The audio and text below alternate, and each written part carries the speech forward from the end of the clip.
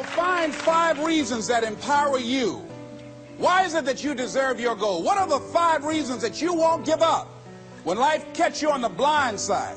When the messenger of misery visits you, what are you going to do? What will keep you in the game when life knocks you to the canvas?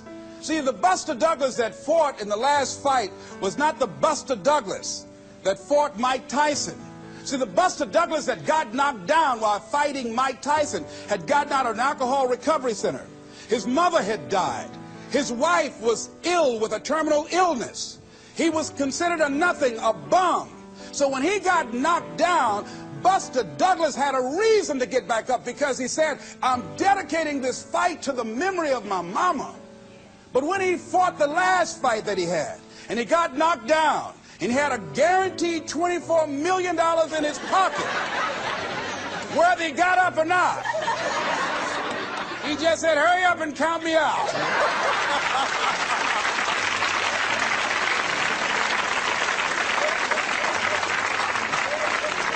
And I don't blame him.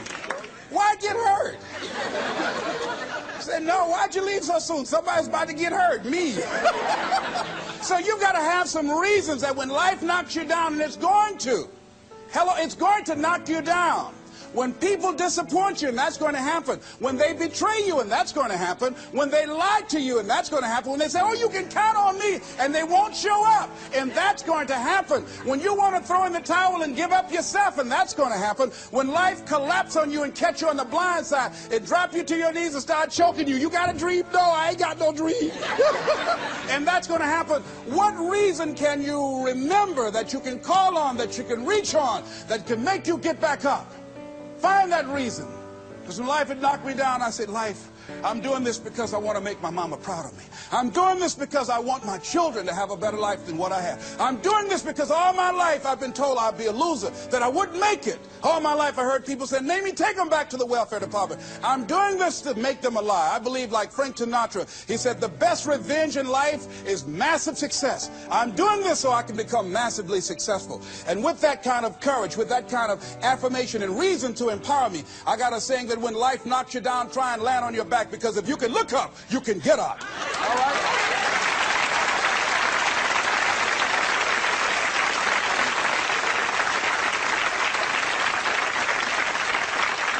So when you run out of money, when things don't work out for you, when things happen that you could not anticipate, what are the reasons that you can think of that can keep you strong, that can keep you in the game, that will be your rod and staff to comfort you, that can be your bridge over troubled waters? Those reasons are very important. Nietzsche said, if you know the why for living, you can endure almost anyhow. So find out the reasons that you do what you do. Find out the reasons that will make you strong, that will make you walk by faith and not by sight, that will make you pursue your dream when everybody is against you or don't believe in you no more. And let me tell you something, that's a lonely feeling. It's a lonely feeling, particularly people that you're doing it for, or people that stand to benefit the most, or people who should be the #1 members in the encouragement club, but they end up saying, you can't do it, and they become members of the discouragement club. Oh, it hurts very badly. I know what that's like. Have people that you love close to you that look at you with that look and say, why don't you try something else? Why don't you give up? I said, but this is my life. I have got to do this. Les, you had a good job at Sears. That man like you. Mama, I can't go back to Sears. I can't do, I got to be my own boss. I can't do that. I mean, you know, it's, ladies and gentlemen, you know, when you work on a job that's dead end, you can see the ceiling already. It's like going in the middle of a movie. And after you've seen the movie, sitting back through that over again, there's something missing. You know the hero's not going to die. You know what the outcome is already. And so that's why a lot of people, a lady was telling me, she said when she went to work, it felt like a refrigerator fell on her shoulder as soon as she stepped in. Because she knew she'd gone as far as she could go. See, they're paying her just enough to keep her from quitting, and she's worked just hard enough just to keep from getting fired. How many of you know people like that? Raise your hand. The ones of you didn't raise your hand, you the one. I'll just tease it, all right? Here's something else. Make a commitment to be happy. See, You know, I have you laughing a lot. See, life is too short going through it looking homely, tired, and ugly. Sometimes we take life too seriously. Oh, no. Make a commitment to be happy. Find little things just to get tickled about. And laugh. Find ways to be happy in the moment. A lot of people say, well, I'll be happy when I pay off all my bills. No, no, no. I'll be happy when I get my divorce. Oh, no, no, no. I'll be happy with the children gone. Oh, no, no. You want to be happy now. See, there are no guarantees. No one says you're going to be here 2, 3, or 4 years from now. So you want to be happy right now, in the moment. Repeat out to me. I must make a commitment. I must make a commitment to be happy. To be happy. Right now. Right now. Right now. Right now. Is all I got. All I got. Shake somebody's hand on your right and left and say, you deserve to be happy.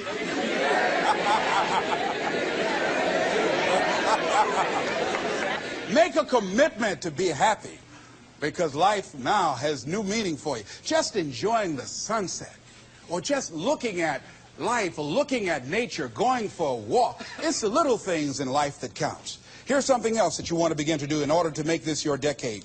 You want to begin to get all the toxic people out of your life. Hello? Energy drainers, get them out of your life. See, ladies and gentlemen, it takes a lot of energy to reach your goal. It takes a lot of emotional, mental, and spiritual energy to reach your goal. And you can run faster with 100 who want to go than with one around your neck. So there are two kinds of relationships. Sid Simon talks about this. Nourishing relationships and toxic relationships. Nourishing relationships are the relationships that inspire you. They motivate you. They bring the best out of you. Toxic relationships are relationships with people that always criticize you. All they can do is find fault. All they can do is just exploit your weaknesses. All they can do is remind you of the mistakes that you've made in the past. These people are bad for your health. Toxic people can run your blood pressure up. One apple can spoil a whole barrel. One negative energy drainer can spoil your whole life. I know people whose lives have been ruined because somebody wasn't good for them. See, there are some people that aren't good for you. Hello? They aren't good for you. You've got to get them out of your life. See, a lot of people put up with a lot of foolishness because they don't want to die by themselves. Here's what I believe. I believe in a one-to-a-box theory.